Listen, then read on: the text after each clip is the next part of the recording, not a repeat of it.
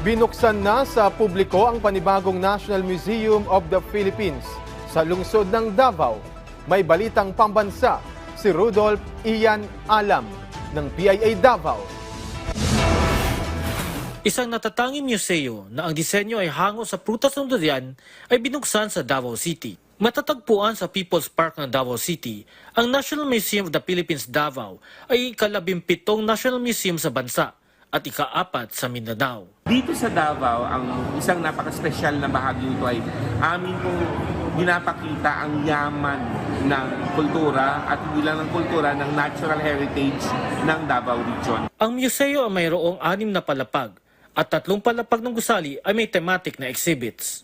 So ang konsepto nito, bawat floor, meron po tayong 3 floors na kung saan ang second floor ay tungkol sa natural history ng Davao.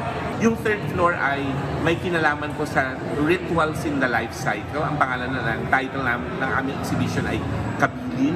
Ito ay may kinalaman sa mga indigenous peoples. Yung ika-4 na floor ay ito yung textile exhibit namin. Lahat po ng mga tela, mga ornaments ng ating pong mga tao dito sa Mindanao. At yung isa doon ay artwork naman sa kabilang side. Bukas sa museo Martes hanggang Linggo, alas 9 ng umaga hanggang alas 5 ng hapon. Mula sa PIA Davao Region, Rudolph Ian Alama para sa Balitang Pambansa.